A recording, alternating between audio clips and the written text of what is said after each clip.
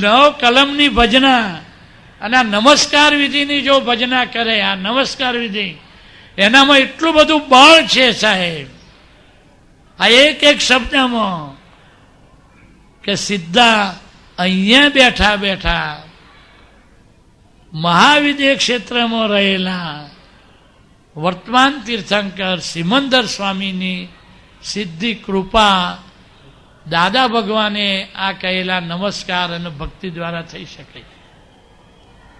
ત્યાં જવાની પણ જરૂર નથી. એમને દાદા ભગવાને બધું એટલું બધું સહેલું કરી આપ્યું. અશક્યને જે હતું એને કેવું કરી આપ્યું? શક્ય કરી આપ્યું. અને આક્રમ માર્ગની મોટી બલિહારી તમે જુઓ, અત્યારે મહાત્માઓ કંઈ પણ કરે છે તો શુદ્ધ ઉપયોગપૂર્વક કરે છે.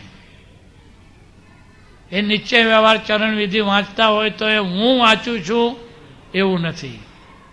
ફાઇલ નંબર 1 વાંચે છે, અક્ષર એ અક્ષર જુદો. કીર્તન ભક્તિ બોલતા હોય તો એ હું બોલું છું એવું નથી અંદર. અને પોતે પોતાને સાંભળે છે.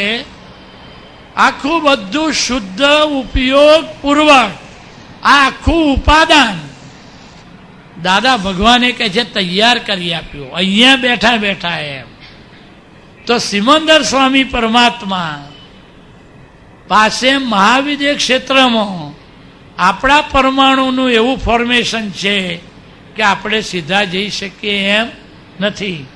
પણ અંદર એવું ચરમ શરીર પ્રકૃતિનું અનનોઈંગલી બંધારણ થઈ રહ્યું છે કે એ આપણને ત્યાં અંતે લઈ જશે. સમાધિ મરણના અનુભવ સાથે, લિંક સાથે એની અંદર આખું એમ. અહીંયા બેઠા બેઠા આપણે જે ભક્તિ કરીએ એ ભક્તિ જેમ છે તેમ જેટલા ઉલ્લાસ ભાવથી કરીએ એટલી ત્યાં જમા થઈ જાય. ભલે ક્ષેત્ર જુદું રહ્યું તો પણ એવા દાદા ભગવાનના આશીર્વાદ છે. જ્ઞાની પુરુષ કદાપી પણ દાદા ભગવાને કહેતા હતા કે અમે કોઈ સ્થાનક બનાવવાની ના પડીએ નહીં. તો પણ બધાનો કંઈ આત્યંતિક કલ્યાણનો છેલ્લો દોર બાકી રહી જતો હશે એનો પૂરો કરવા માટે જ્ઞાની પુરુષે સુરત મંદિરમાં, એ તો જે એ વખતે એના ખાતમુહૂર્ત અને ભૂમિ વખતે જે હાજર હતા એમને ખ્યાલ આવે કે દાદા ભગવાને શું કર્યું છે. એટલે આખા વર્લ્ડની કોઈ મોટા મોટી અજાયબી હોય તો એ મહાવિદ્ય તીર્થધામ સુરત, કે જ્યાં સિમંદર સ્વામીની પ્રતિમા નથી, એ તો પ્રતિનિધિ છે કે છે.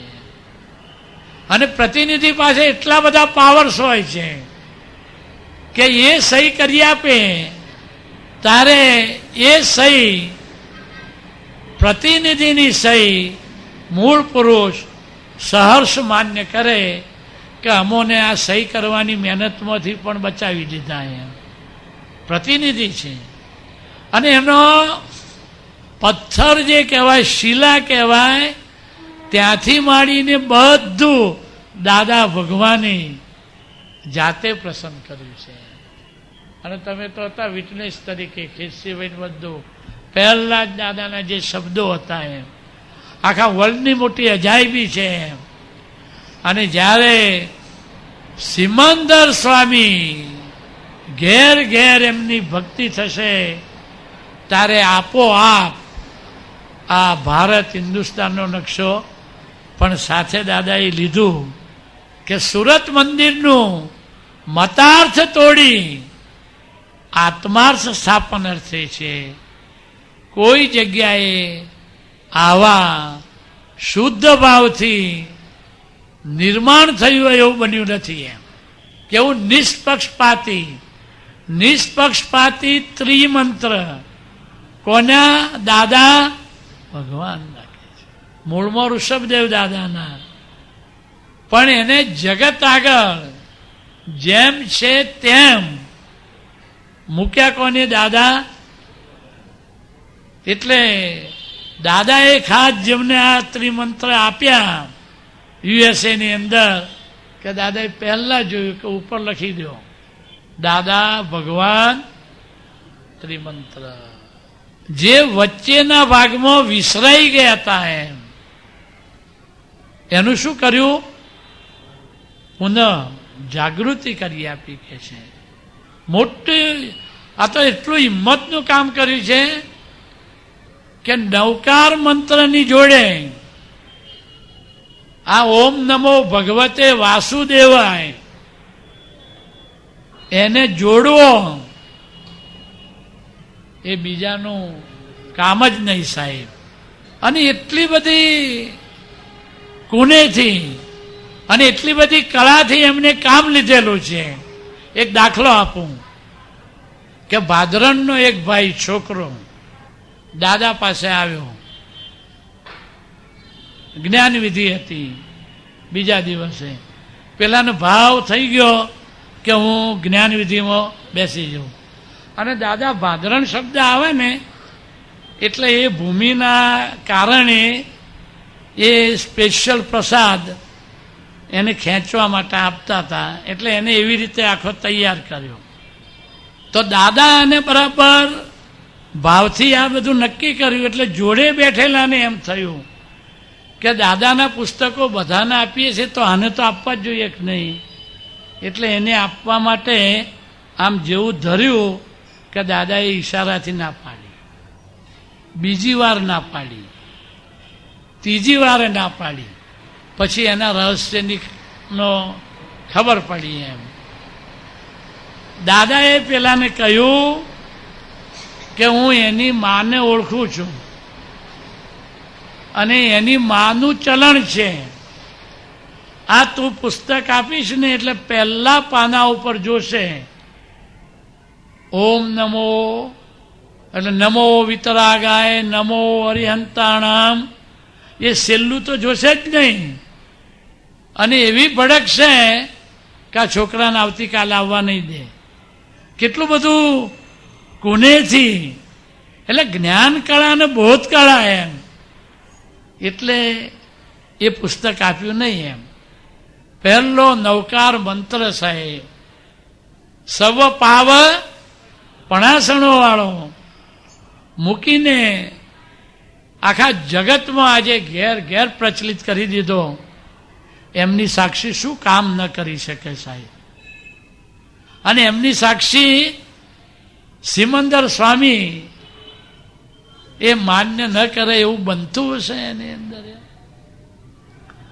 વૈષ્ણવો શિવ મંત્ર જોડે પાછા જોડાય નહીં, શિવ શબ્દ પણ બોલે નહીં. કપડું સીવવાનું હોય તો એ ટાંકા મારવા એવું બોલે. હા સાંભળો, એમને ભેગા કર્યા અને જગતને પહેલી જ વાર શિવ સ્વરૂપ શું છે એ ખુલ્લું કરી આપ્યું. અને આ ત્રણ મંત્રો જે ભેગા કર્યા, આ રીતે મંદિર ત્રણનું નિષ્પક્ષપાતી, કેલનપુર પણ હવે તૈયાર થાય છે. એ બધે એમ આ દાદાની જે દિલાવર હિંમત આ વર્લ્ડમાં કોઈ કરી શકે જ નહીં સાહેબ. કોઈનું ગજું નહીં એમ. કે જે પુણ્યાચાર, પાપાચાર, સૂટેવો, કૂટેવો બધાથી પર બનાવી દે છે એમ. અને કેટલી સમજણપૂર્વક એમ. અને તો એ કોઈનું પ્રમાણ ન દુભાય એ રીતે, કોઈનું. આ ત્રિમંત્ર દાદાએ એક જણને કહ્યા, જૈન હતા.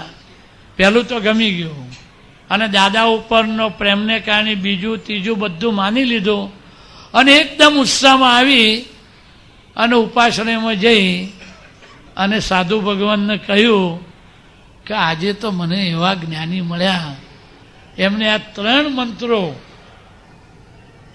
પેલું જોયું કે આ શું નવકાર મંત્ર જોડે, એટલે પેલાની અંદર ઘૂસાઈ ગયું. હવે પેલો એટલો સરળ પ્રકૃતિનો હતો. તમે જુઓ આ બધા મહાત્માઓની પ્રકૃતિ સરળ થઈ ગઈ છે, બધાને આકાર આપી રહ્યા છે.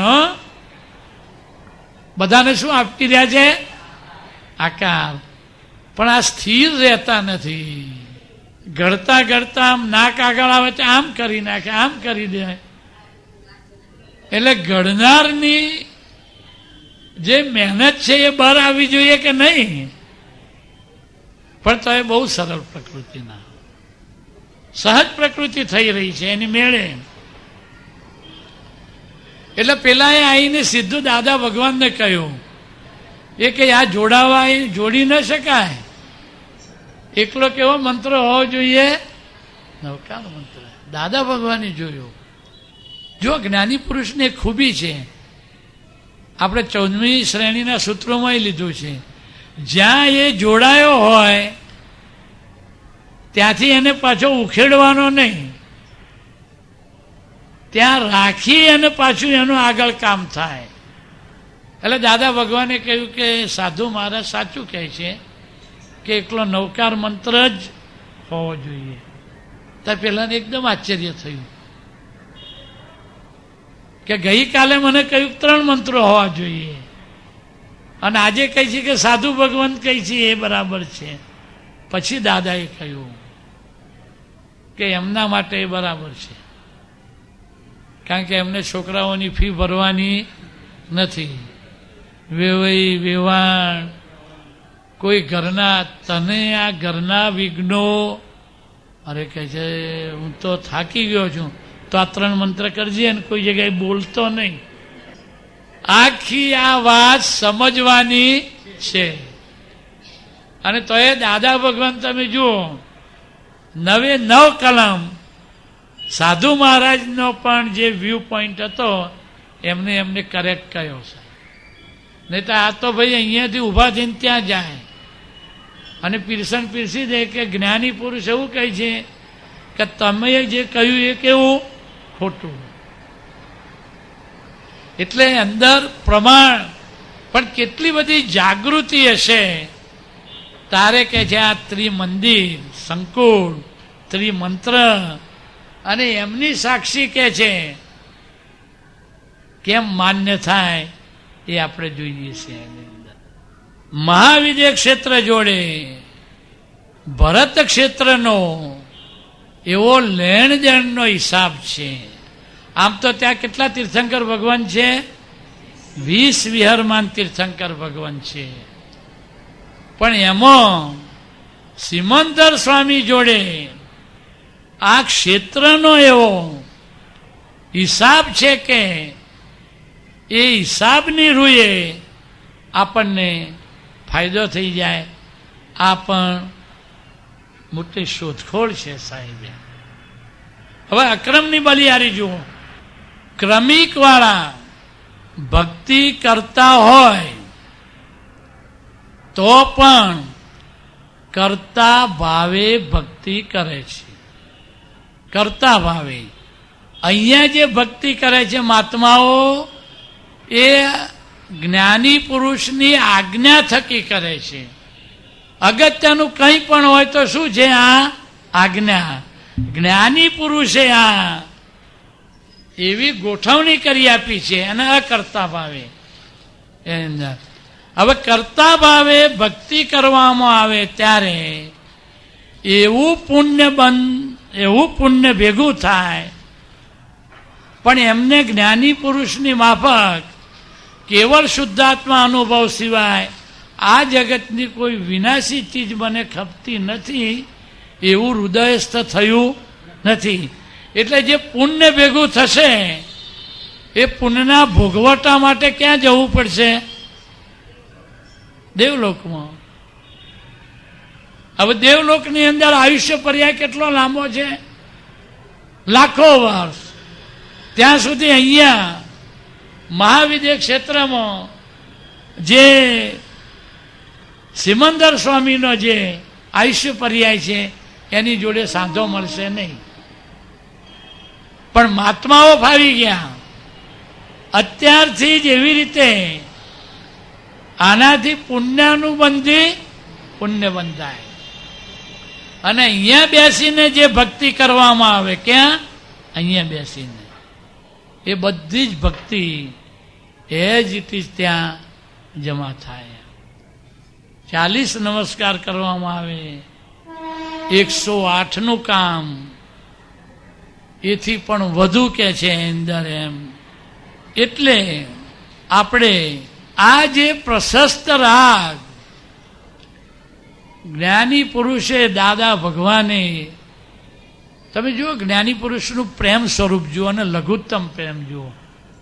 હિંમતનગરમાં જોયું હશે, પેલા એક સંન્યાસી મહાત્મા હતા, મુક્તાનંદજી મહારાજ મહામંદિર. એમને કનુ દાદા પાસે આ જ્ઞાન વિધિ લીધી છે. એ મારા પૂર્વ પરિચિત છે. એમને જેવા જોયા કે એક દિવસ અગાઉથી યાદ કરતા હતા કનુ દાદા. તારે મેં કીધું એ તો નાસિકના કુંભ મેળામાં હસી પણ આવી ગયા બીજા દિવસે. તો જેવા આવ્યા ને જોયા કે તરત જ સ્ટેજ ઉપર બોલાવ્યા અને એમની પાસે કનુ દાદાએ આશીર્વાદ માંગ્યા. લો કે તમે અમને આશીર્વાદ આપો. અને કેટલા બધાની હાજરીમાં એમ. અને પેલો એ પાછા આશીર્વાદ આપ્યા, સંસ્કૃત ભાષામાં આપ્યા, એટલે એટલું સારું થયું યાર. પણ અહીંયા જ્ઞાની પુરુષની સહજતા, વિતરાગતા, એમનું લઘુત્તમ પદ અને અભેદતા જોવા જેવી છે. શું? અભેદતા. એ મહાત્માઓનો જ મહિમા ગાય છે, પોતાનો મહિમા નહીં. એટલે દાદા ભગવાને કહ્યું કે અમારા મહાત્માઓની ચરણ રજ જે માથે લેશે એનો ઉદ્ધાર થઈ જશે.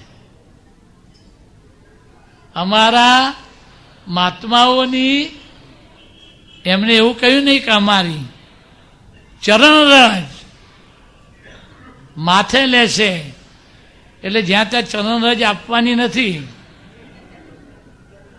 ચરણરજ એટલે લઘુત્તમ પદ, એટલે ચરણારવિંદ લીધું.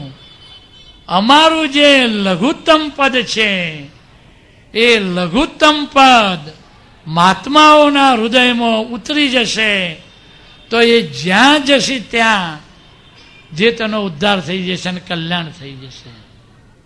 અને કેટલી સહજતાથી એ વખત તમે જુઓ, વિતરાગતાના દર્શન થાય, સહજતાના દર્શન થાય. અને આટલા બધા ભક્તો, મહાત્માઓની હાજરી, આ તો તીર્થંકર ભગવાનની પ્રસાદ જ કહેવાય. કારણ કે દાદાએ લીધું છે કે 3 દિવસ છે ને 360 ડિગ્રીના હોય છે. જન્મતિથિનો દિવસ હોય એ વખતે ફૂલ એ સેન્ટરમાં હોય છે. તારે આ રીતે સહજતાના દર્શન બધાને થાય એમ આખું એની અંદર. એ આખું અદ્ભુત એમ. અને બધું પાછું સ્વાભાવિક થાય છે. બધું કેવું થાય છે? સ્વાભાવિક થાય છે કે છે. એટલે અહીંયા બેઠા બેઠા આપણે જે ભક્તિ કરીએ સિમંદર સ્વામીની, એ ભક્તિ ત્યાં જમા થાય છે. એવું પુણ્યાનુબંધી પુણ્યનું એ ઉપાર્જન કરે છે એની અંદર. અને તમે જુઓ, પુણ્યનું એ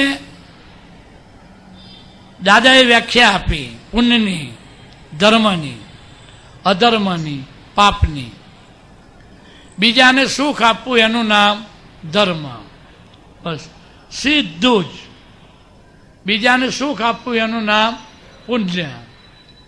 બીજાને દુઃખ આપવું એનું નામ અધર્મ. બીજાને દુઃખ આપવું એનું નામ પાપ.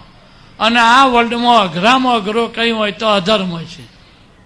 અઘરામાં અઘરું કયું હોય જે અધર્મ આચરતા હોય એમને જબરજસ્ત મહેનત કરવી પડે.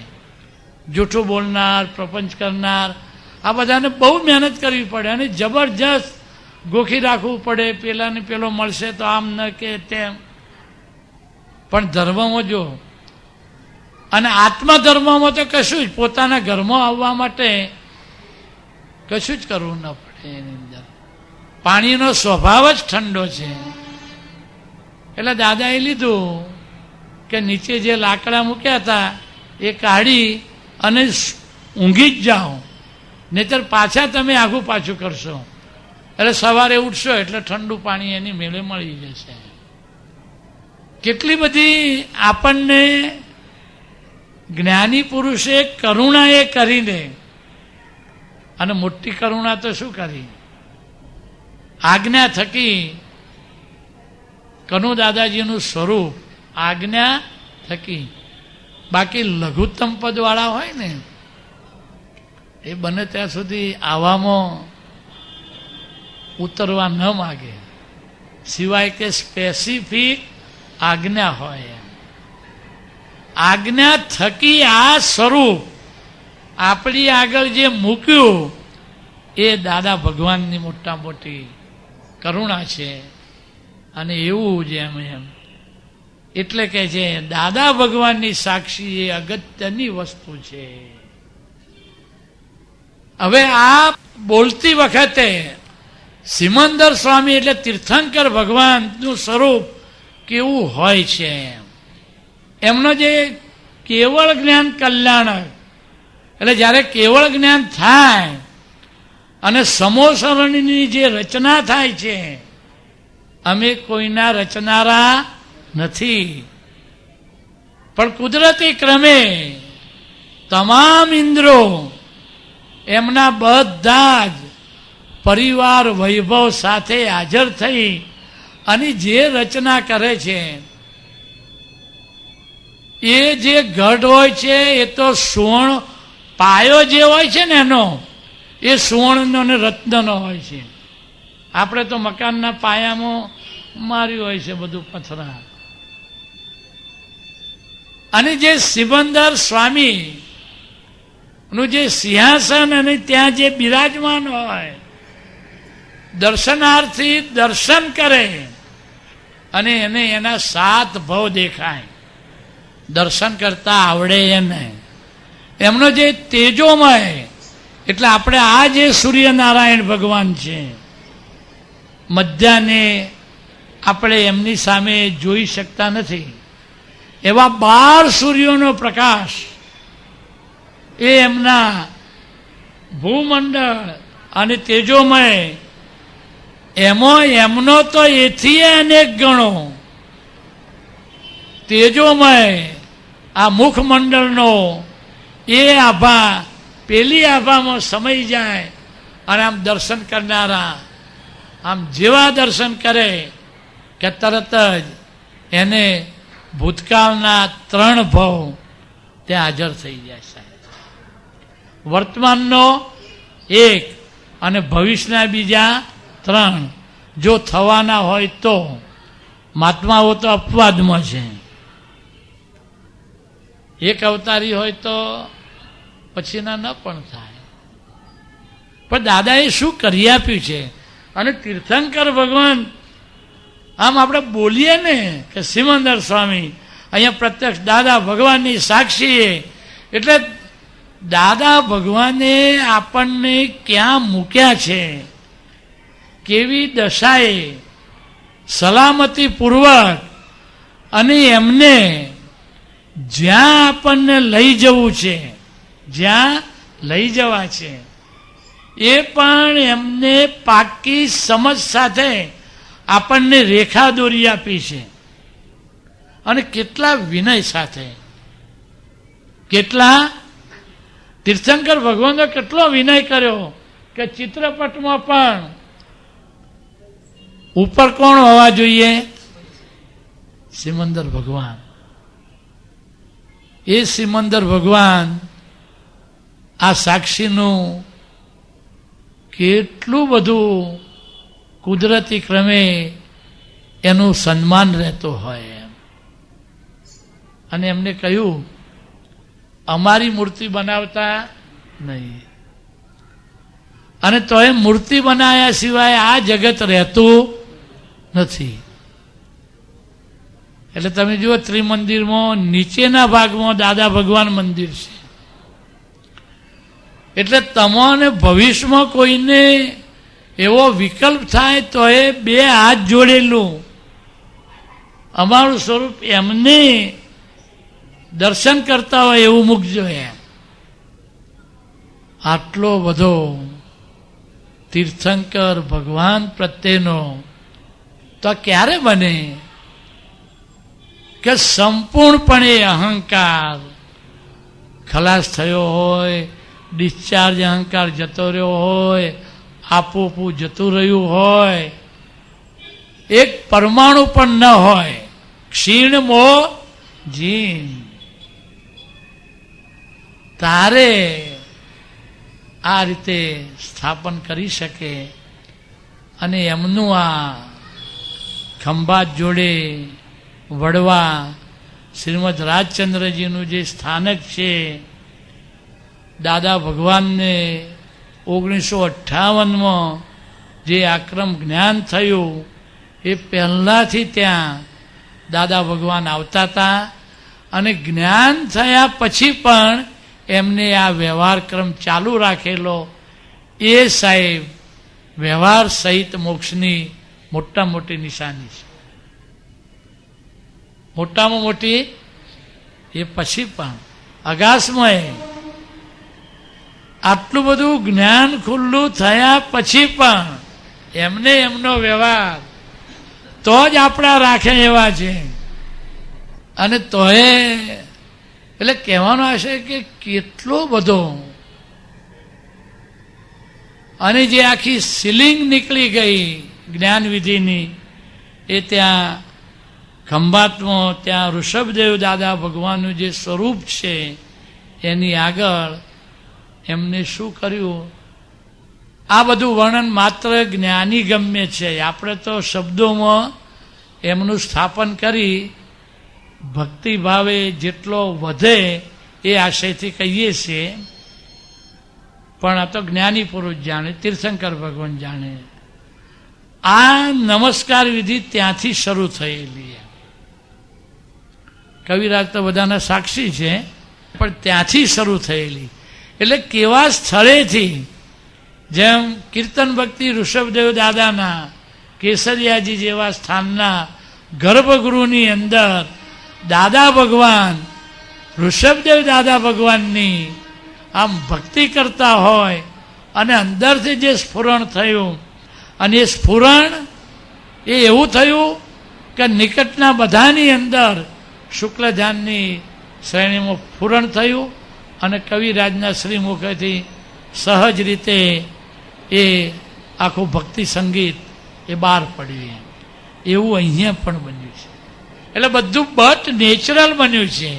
માટે આનું રિઝલ્ટ આપવાનું કુદરતની જવાબદારી, કુદરતની પ્રસન્નતાપૂર્વક કે છે આનું રિઝલ્ટ આપે એમ. એટલે હવે આ બોલવામાં તો તીર્થંકર ભગવાન કે છે. અને જુઓ અક્રમ વિજ્ઞાન ક્રમિકની અંદર જે આ અક્રમ આપણે કઈ રીતે ફાવી ગયા એ કહેવાનું છે. કે ત્યાં પુણ્યના ભોગવટા માટે ક્યાં જવું પડે? દેવગતિમાં. આપણે તો એવું પુણ્યનું બંધી પુણ્ય કે એ પુણ્ય એ આપણને સિમંદર સ્વામીના દર્શન કરાવી અને જે પ્રશસ્ત રાગ જ્ઞાની પુરુષ ઉપર તે છે એ આમ જોતાની સાથે ફટાક કરતો કે એ કેવળ જ્ઞાનમાં અને મોક્ષમાં પરિવર્તિત થઈ જાય. માટે પ્રગટ પ્રત્યક્ષનો જેટલો આપણે મહિમા કહીએ ગઈએ એટલો આપણને ફાયદો છે, સાંભળનારને એ છે અને આ જગતને એ છે. એની અંદર અગત્યનું આ સાક્ષી છે. હવે આ ક્ષેત્ર ક્ષેત્રને ખેંચે છે. અહીંયા કરેલી ભક્તિ એ કે છે ત્યાં જમા થાય છે. અહીંયા તો થાય જ છે.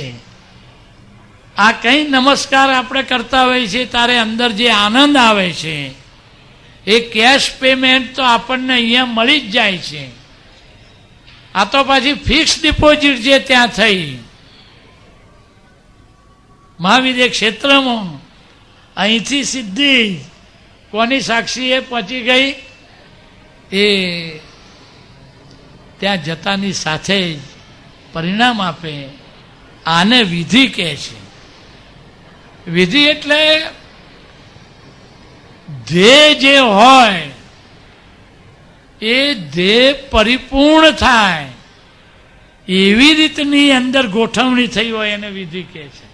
અને એ કોનું કામ કે જે ધ્યેય સ્વરૂપ થયા હોય એ બીજાને એ ધ્યેય પહોંચાડી શકે અને એવી રેખા દોરી આપે કે એમના ચરણે ચરણે ચાલે તો એમના જેવા થાય કે છે. એની અંદર આખું એમ અત્યંત ભક્તિપૂર્વક. કેવું?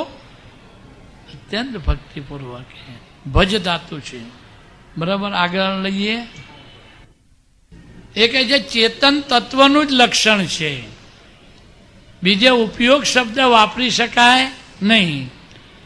શુદ્ધ ઉપયોગપૂર્વક. અત્યાર સુધી અશુદ્ધ, અશુભ અને શુભ એ અહંકાર હોય ત્યાં સુધી પેલા ત્રણ ઉપયોગ હોય.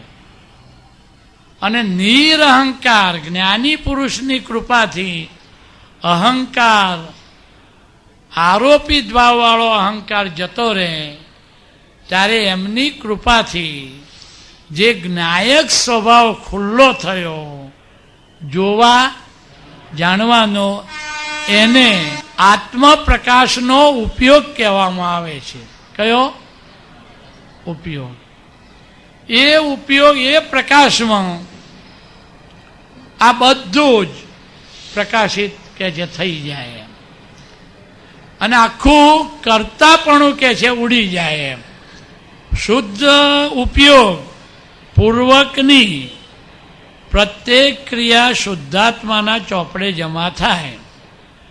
સવારમાં ઉઠે અથવા સાંજે સૂઈ જાય ત્યારે જે ગોઠવણી કરવામાં આવે હું શુદ્ધાત્મા છું, એટલે હું શુદ્ધાત્મા છું, હું શુદ્ધાત્મા છું, હું શુદ્ધાત્મા છું, એની સાથે જ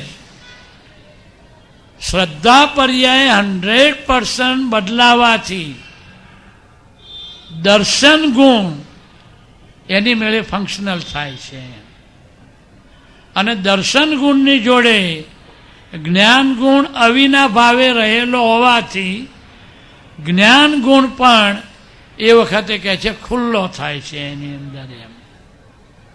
એટલે એ વખતે કહે છે દર્શન પર્યાયનો ઉપયોગ અને જ્ઞાન પર્યાયનો ઉપયોગ આ બેને વિજ્ઞાન શબ્દ વાપરવામાં આવે છે. અને વિજ્ઞાન સ્વયં ક્રિયાકારી છે, સેલ્ફ એક્ટિંગ. આત્મા કેવો છે? વિજ્ઞાન ઘન છે. આત્મા ઇટ સેલ્ફ વિજ્ઞાન છે ને વિજ્ઞાન ઘન છે. તો સૂતી વખતે આ ગોઠવણી કરવામાં આવે એટલે અંદર કે છે શુદ્ધાત્મા છું, સિદ્ધાત્મા છું. અને તોય કે છે ડિસ્ચાર્જ ભાગનું જે અશુદ્ધ ચિત્ત રહ્યું એ આખા દિવસના સંસ્કારોની અંદર કોઈ જગ્યાએ શુદ્ધ થયું હોય અને કોઈ ફિગર આવતી હોય તો એની જગ્યાએ જ્ઞાની પુરુષનું નિધિધ્યાસન જે મોક્ષદાતા છે સાહેબ એનું નિધિધ્યાસન કરવું પડે કે એનું નિધિધ્યાસન થયા કરે?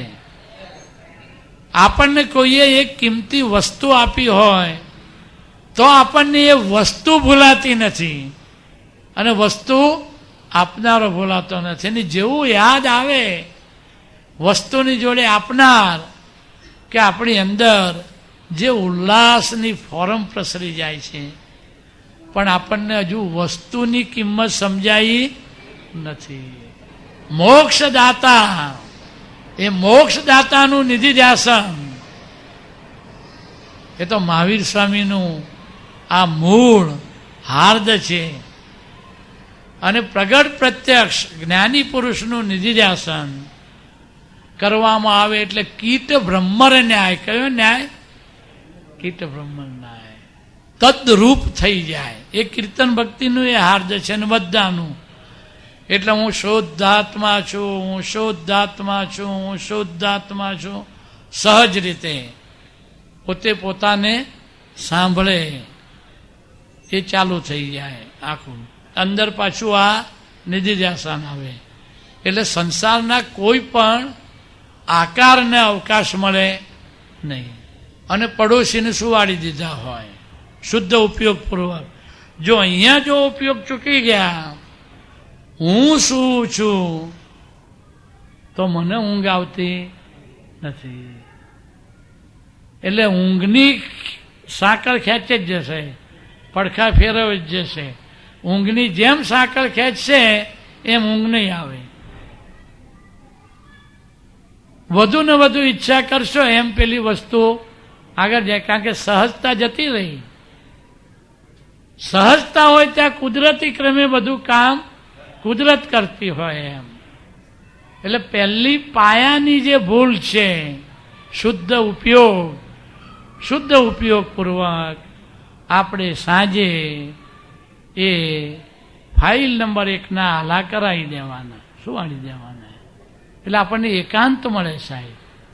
બાકી આ જગત એકાંત આપે એવું નથી, આપણે શોધી કાઢવું પડે. એ દાદા ભગવાનની બહુ જ કળા છે અને આ પ્રયોગ તરીકે લેવાનું છે. પ્રયોગી ને પ્રયોગ જુદા જ હોય એટલે એને એ રીતે હાલા કરાવી દે. જેમ માતા નાના બાળકને કઈ રીતે પેલું આમ થતું હોય આમ થતું હોય તો એને લાવીને આમ ગમે તે રીતે કળાઓ વાપરીને એકવાર તો એને શાંત કરી દે. એટલે આખી મશીનરી સાહેબ શુદ્ધાત્મામાં અને આ નિધિધ્યાસનમાં લાગી જશે. હવે બધા આત્માના અનુભવ હશે કે આખી રાત ફ્રેશનેસ સાથે જાગૃતિપૂર્વકની જાય છે. જે પહેલી જે ઊંઘ આવતી ને એવી ઊંઘ નથી હોતી. આ તો સમાધિ ઊંઘ હોય છે. ઊંઘ શબ્દ નાનો પડે એમ. કેવો પડે એ બરાબર નથી, પણ શરીરને જેટલી વ્યવસ્થિતના અધીન ઊંઘની જરૂર હોય એટલી કુદરતી ક્રમે એને મળી રહે. એટલે ફાઇલ 1નો એ કોટા મળી રહ્યો. ફાઇલ શબ્દ એવો છે કે એની મેળે મમતા ઉડી જાય, બાકી ડિસ્ચાર્જમાંથી મમતા ઉડે એવી જ છે નહીં.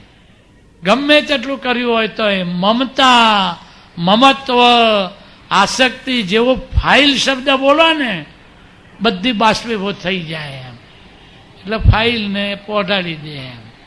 આખી રાત પેલું અંદર એની મેળે ચાલ્યા જ કરે. ઉઠતાની સાથે આ વિજ્ઞાન છે, એ વિજ્ઞાન પોતે આખો આનો પોઝેશન લઈ લે. એટલે હું શુદ્ધાત્મા છું, હું શુદ્ધાત્મા છું. પછી દરમિયાનમાં અંદર જે દર્શન પર્યાય અને જ્ઞાન પર્યાય જે ખુલ્લા થયા, એટલા બધા ખુલ્લા થાય છે કે બીજમાંથી 30, ત્રીજમાંથી 4 ખબર ન પડે એ રીતે આમ થાય છે. અને ઉઠતાની સાથે સ્થૂળતમથી સૂક્ષ્મતમ સુધીની તમામ પૌદ્ગલિક સંસારી અવસ્થાઓનો હું જ્ઞાતા દ્રષ્ટા માત્ર છું. જ્ઞાતા દ્રષ્ટા તો આખરનો સ્વભાવ ગુણ છે. એટલે હું પરમ જ્યોતિ સ્વરૂપ સિદ્ધ ભગવાન છું એ વખતનો એ છે. પણ આપણે જોવા જાણવામાં રહ્યા રાત્રે જાગૃતિપૂર્વક અને પછીની બધી ક્રિયાઓમાં, એટલે એની મેળે જ્ઞાતાપદ અને દ્રષ્ટિની અપેક્ષાએ દ્રષ્ટાપદ એ પ્રજ્ઞાનો પ્રકાશ ખુલ્લો થઈ જ જાય. ચાલો બરાબર. જય સચ્ચિદાનંદ.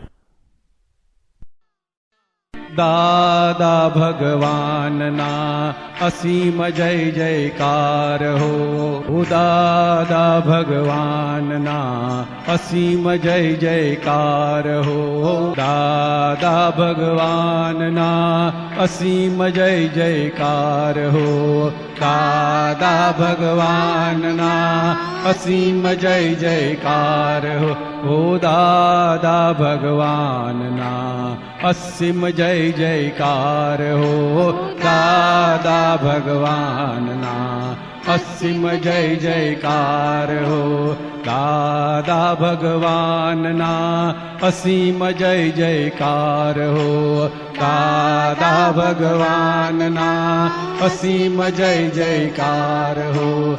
દાદા ભગવાનના અસીમ જય જયકાર હો. દાદા ભગવાનના અસીમ જય જયકાર.